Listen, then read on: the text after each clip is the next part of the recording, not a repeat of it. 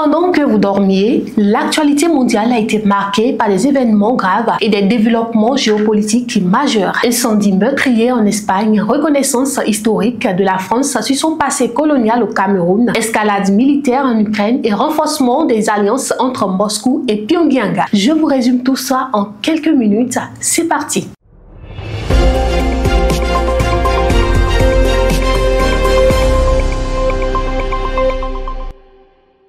Les incendies continuaient à se propager dans de nombreuses régions d'Espagne mardi, avec plus d'une douzaine de feux de forêt concentrés pour la plupart en Castille et Léon, où plus de 5000 personnes ont été évacuées. Galice et Andalousie, selon El Mundo. 2 personnes, d'autres volontaires qui luttaient contre les flammes, ont trouvé la mort dans la province de Léon, où le site de Las Médulas, connu pour ses mines d'or romaines à ciel ouvert et classé au patrimoine mondial de l'UNESCO, a été entièrement détruit. Un homme de 50 ans qui travaillait dans un centre équestre a quant à lui péri dans un feu de forêt à Tres Cantos au nord de Madrid alors qu'il tentait de sauver des chevaux. L'Espagne connaît depuis 10 jours une vague de chaleur exceptionnelle accompagnée de vents violents qui compliquent la tâche des pompiers. Alors que l'Espagne lutte contre les flammes, un autre feu, celui de la mémoire coloniale, vient d'être ravivé en France. Le président français Emmanuel Macron a reconnu que la France avait mené une guerre au Cameroun pendant la lutte pour l'indépendance du pays, rapporte Africa News. Dans un courrier à son homologue Paul Biya, daté du 30 juillet et publié mardi, M. Macron reconnaît la responsabilité de la France dans la répression contre les mouvements insurgés camerounais avant et après l'indépendance du pays en 1960. C'est la première fois que la France utilise officiellement le mot guerre pour décrire ses actions au Cameroun durant cette période, précise le site. Le président français reprend ici les conclusions du rapport de la commission franco-camerounaise chargée en 2022 de faire la lumière sur la lutte de la France contre les mouvements indépendantistes et d'opposition au Cameroun entre 1945 et 1971. Si le passé colonial refait surface, les conflits actuels, eux, continuent de s'enliser. En Ukraine, l'armée russe vient de réaliser une percée inquiétante de la région de Donetsk, menaçant les défenses ukrainiennes. Une offensive qui intervient à quelques jours seulement de sommet crucial entre Poutine et Trump. Les forces russes ont percé les lignes ukrainiennes dans l'est du pays,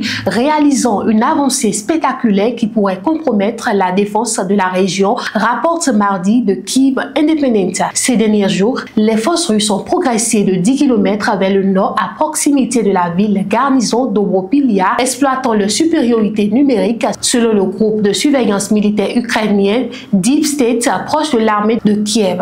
Le président ukrainien Volodymyr Zelensky a confirmé mardi la percée russe et tenté de la minimiser, assurant qu'elle impliquait des groupes des soldats russes sans véhicules blindés, précise le site. Les analystes voient cette nouvelle offensive une tentative de renforcer la position russe à quelques jours du sommet entre le président américain Donald Trump et son homologue russe Vladimir Poutine, prévu pour le 15 août en Alaska dans le Grand Nord américain. Justement, en parlant de Vladimir Poutine, le président russe ne mise pas uniquement sur le terrain militaire pour consolider sa position. Ce mardi, il a renforcé son alliance avec un autre paria des relations internationales, la Corée du Nord. Les 2 dirigeants ont promis d'intensifier leur coopération alors que Pyongyang soutient déjà Moscou dans la guerre en Ukraine. Le président russe Vladimir Poutine et le leader nord-coréen Kim Jong-un se sont engagés mardi à renforcer la coopération entre leurs 2 pays, observe le South China Morning Post. Les 2 dirigeants se sont entretenus par téléphone dans une atmosphère chaleureuse et fraternelle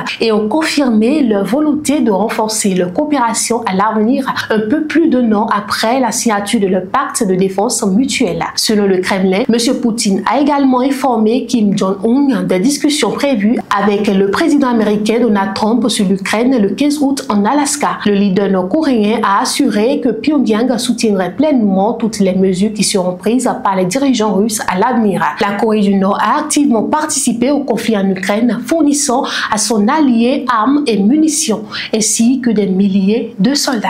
En résumé, cette nuit a été chargée. Catastrophe naturelle, révélation historique, escalade militaire et jeu d'alliance. Le monde ne s'arrête jamais et nous non plus. Si cette vidéo vous a plu, likez, partagez et abonnez-vous pour ne rien manquer de l'actu. Dites-moi en commentaire quel sujet vous a le plus surpris et à très vite pour un nouveau résumé.